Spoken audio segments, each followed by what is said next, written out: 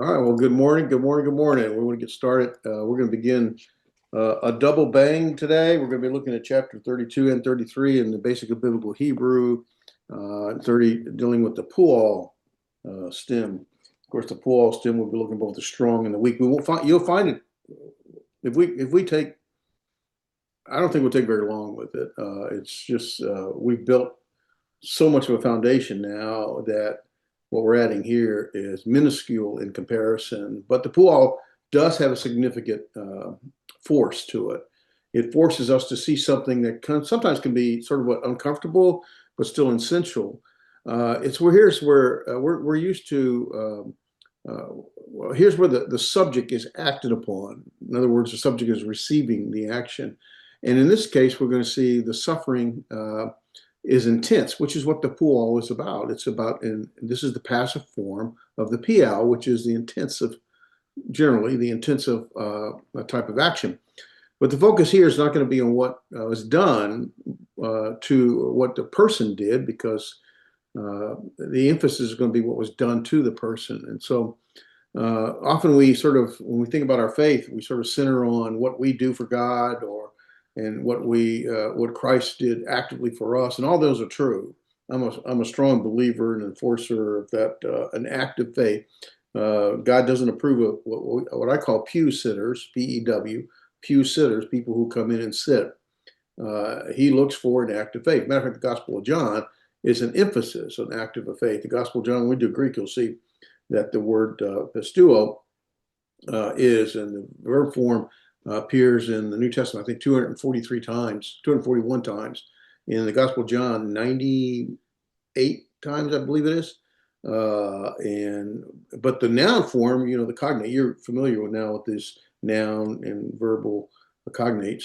But the noun form, pistis, also appears 243 times in the New Testament, but 0 times in the Gospel of John. And what that's really saying, this is where I'm going, is John is emphasizing an active faith. And that's what we're used to. And that's what we should be, an active faith. But sometimes there's passivity, things that are done to us. And that's what Isaiah 53 kind of brings out in verse 5. In verse 5, but he was pierced for our transgressions, he was crushed for our iniquities. This parallel statement has both transgressions and iniquities. Being pierced and being crushed. The word crushed is our Hebrew word, dukah. Dukah, an intensive form of being pressed upon, to be crushed in the Pu'al form. So a lot of people think of when we approach faith, they think about what should I do? What can I do better? But this verse really shifts the focus away from our action to what is done to us or to him. It tells us that number one, it's passive, that he received the action. Number two, it's intensive, not just hurt. He wasn't just hurt; he was crushed. There's an intensive action that's kind of visible here, and it emphasized an endured suffering for a period of time. So this isn't just mild pain; it's an intense suffering that's inflicted upon the person. In this case, we understand it's Christ. It's we see that connects very closely with Philippians 2 and verse 8, where he humbled himself, or 1 Peter 2 and verse 24, where he bore our sins. Jesus didn't just act for you, but he allowed himself to be acted upon for you. That's not weakness. That's submission with purpose. And I think that's important to recognize. Passivity, being passive, is not weakness. In this case, it's specifically showing submission with a purpose. We prefer to be the ones in control. I know I do, and I'm sure many people do, but life doesn't really work that way, at least not always. Ask yourself, you might want to think, can you accept not being in control? A lot of people struggle with that. Can you endure something that's done to you without immediately resisting it? Do you trust God even when you're not the one acting, but the one being acted upon? What do you do when you're hurt by someone else, or when you're in a situation you didn't choose, or something is done to you? Can you trust God even here? The Pu'al reminds us that faith isn't only about action. It's sometimes about faith that endures.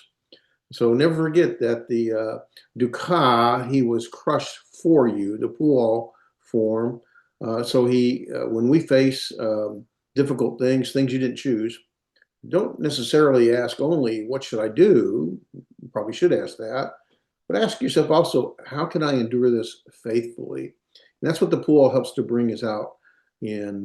And so as we dive into to chapters 32 and 33 on the Pu'al, I think we'll find a fascinating usage. I think it's used. I'm trying to remember. I know it's not used. It's only used once in the infinite construct, and it's only used once in the infinite absolute. So in our chapter, we're only going to really focus on the perfect, the imperfect, and the participle. Right? And it's used also, I think, for the imperative, but also a smaller number of times. I don't remember. I think our book gives us that answer. Yeah, 417 times in total, 142 in the perfect, 85 in the imperfect, one in the infinite construct, one in the infinite absolute, and 188 times in the participle. So this chapter focuses on just the three forms, the three stem or conjugations, the perfect, imperfect, and participle. So very short chapter, both 31 and 32, and they almost mirror what we did in the PL because this is just the passive form. And so not a lot new to learn here.